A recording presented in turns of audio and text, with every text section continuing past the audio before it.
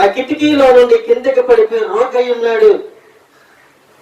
నా దగ్గరికి రాకుండగా, నన్ను అనుసరించకుండగా, నన్ను ప్రేమించకుండగా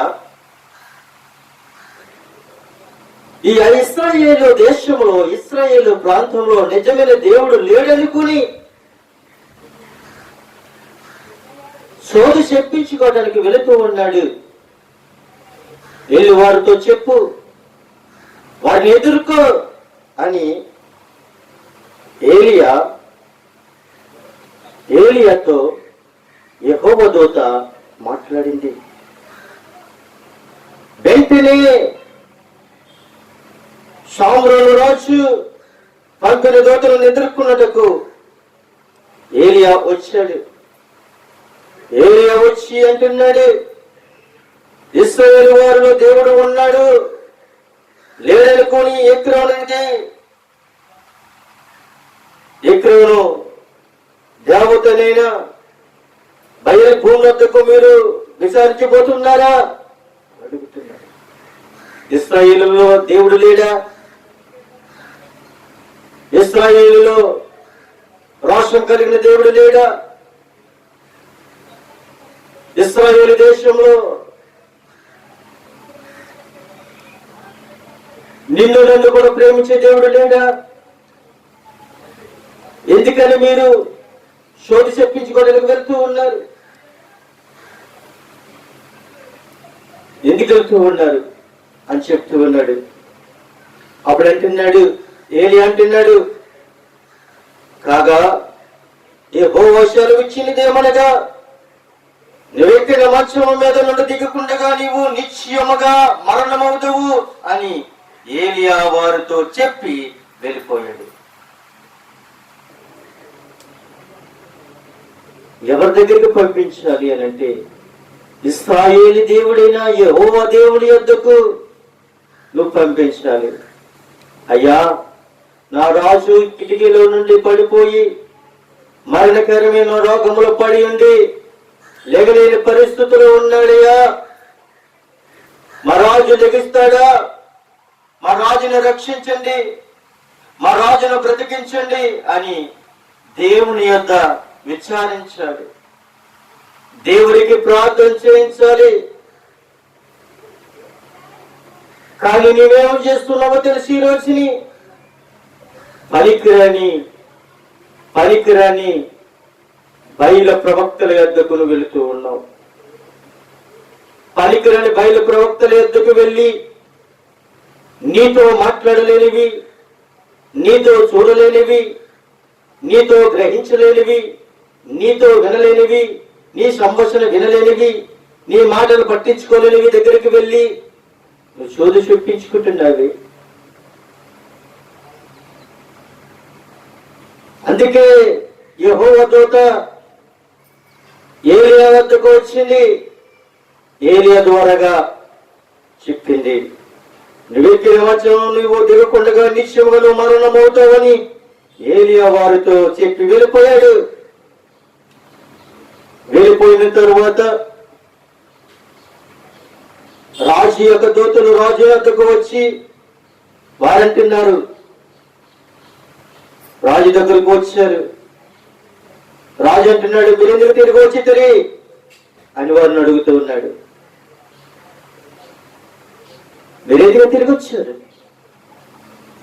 మీ తిరిగి రావడానికి కారణం ఏమిటి అని అడుగుతుంటే వారంటున్నారు, ఒక మనుష్యుడు మాకు ఎదురయ్యి, ఒక మనుష్యుడు మాకు ఎదురుపడి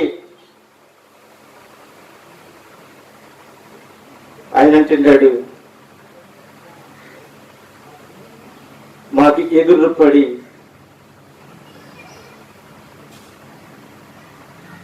ఎదురుపడి ఆయన ఎలాగంటున్నాడు, మిమ్మల్ని పంపించిన రాజు యొద్దకు తిరిగిపోయి అతనికి సంగతి తెలియజేయండి. యెహోవా సెలవిచ్చిన దేవునిగా ఇశ్రాయేలులో దేవుడన్నవాడు లేడనుకొని ఎక్రోను బయలు ప్రవక్తతో బయలు భూముల వద్దకు వెళ్లి విచారణ చేయుటకు నీవు దూతలను పంపుతున్నావే. నువ్వు ఎక్కుతున్న మంచము నుండి దిగకుండా నిత్యంగా నువ్వు మరణమవుతావని అతను పలికెను అని వారు చెప్తూ ఉన్నారు. ఎప్పుడైతే ఈ మాటలు అహజ్యా అనే రాజు యొక్క పనివారు ఆ యొక్క దూతలు ఎప్పుడైతే చెప్పిన వెంటనే ఆ రాజు అంటున్నాడు, మిమ్మల్ని ఎదుర్కొని వచ్చిన ఈ మాటలు చెప్పిన వాడు ఎలాంటి వాడు? ఈ మాటలు చెప్పిన మనిషి ఎలాంటి వాడు? ఏమి కలిగి ఉన్నవాడు? అతను ఎలాగుంటాడు అని అడుగుతూ ఉన్నారు. అయితే వారంటున్నారు, అహజ్యా అనే రాజు యొక్క ఆయన యొక్క పనివారు అంటున్నారు, అతడు గొంగలు ధరించుకుని నడుములకు తోలు తట్టి కట్టుకొని ప్రత్యుత్తరమియ్యగా ఆ మనుష్యుడు గిబ్యూడైన ఏలియా అని అతడు చెప్పాడు. అతను గిబ్యూడైన ఏలియా. అతను ఏమి కట్టుకున్నాడో తెలుసా? తోలు దట్టి కట్టుకున్నవాడు, గొంగళను ధరించుకున్నవాడు, తగ్గించుకున్నవాడు, దేవుని యందు నమ్మకం కలిగిన వాడు, తోలు దట్టి కట్టుకున్నవాడు. ప్రియమైన దేవునికి బిడ్డలారా, ఈ రోజుల్లో ఉదాహరణగా చూసుకున్నట్లయితే రంగు వస్త్రాలు వేసుకుని అలంకరించుకుని 10 మందికి మనం చూపించుకుంటున్నాం. 10 రకాలుగా మనం చూపించుకుంటున్నాం. కానీ ఏలియా ఏం కట్టుకున్నాడో తెలుసా? తోలు దట్టి కట్టుకున్నాడు. కట్టుకొని అతను చక్కగా ఆయన ఏమి కలిగి ఉన్నాడంటే తగ్గింపు జీవితాన్ని జీవిస్తూ ఉన్నాడు. ఈ మాటలు ఎప్పుడైతే రాజుతో చెప్పారో వెంటనే రాజు 50 మందిని అధిపతి అయిన ఒక్కరిని వారి 50 మందితో కూడా ఏలియా యొద్దకు పంపించాడు. ఏం చేశాడండి? 50 మంది ప్రజలని పంపించాడు. 50 మందిలో ఒకరిని ధైర్యంగా ఉన్నవాడిని పంపించాడు. ఎవరి దగ్గరికి పంపించాడు అంటే ఏలియా అనే దైవజనుడి యొద్దకు.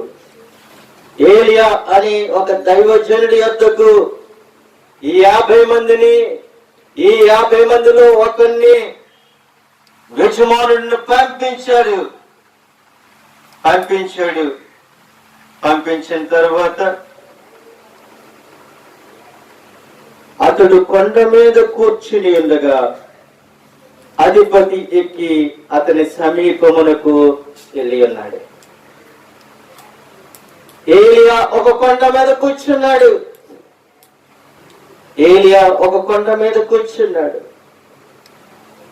ఏలియా ఒక రాయి మీద కూర్చున్నాడు. ఏలియా కింద ఉన్నవాడు కాదు. అక్కడ చూసినట్లయితే ఏలియా ఎక్కడో కనబడుతున్నాడు. కొండ మీద కూర్చున్నాడు. ఒంటరిగా కూర్చున్నవాడు ఒంటరిగానే మిగిలిపోలేదు. అక్కడ దేవుని ఆరాధించినట్లుగా దేవుడు పరిశుద్ధాత్మ దేవుడు మాట్లాడుతూ ఉన్నాడు. ఇక్కడ దేవుని గణపరుస్తున్నాడు, దేవుని ఆరాధిస్తున్నాడు, దేవుని స్తుతిస్తూ ఉన్నాడు. ఈ 50 మందిలో ఒక్కడు వెళ్ళి అంటున్నాడు, దైవజనుడా నీవు దిగు రావాలని రాజు ఆజ్ఞాపిస్తూ ఉన్నాడు. దైవజనుడా నీవు దిగు రావాలని రాజు ఆజ్ఞాపిస్తూ ఉన్నాడు. నువ్వు దిగురా అని గర్వంగా మాట్లాడుతూ ఉన్నాడు. ఎప్పుడైతే ప్రవక్త అయిన ఏలియా యొద్దకు వెళ్ళి రాజుని రమ్మని ఆజ్ఞాపిస్తూ ఉన్నాడు, నువ్వు రా అని గర్వంతో అన్నట్లుగా అక్కడ మనకు కనబడుతూ ఉంది. అయ్యా నువ్వు ఒక ప్రవక్త నాకు తెలుసు. ఉదాహరణగా మనం అనుకుందాం, నువ్వు ప్రవక్త అని మాకు తెలుసు, నువ్వు చెప్పు. నువ్వు చెప్పిన కానీ రాజు మంచం మీద పడి ఏడుస్తున్నాడు అని చెప్పాలి.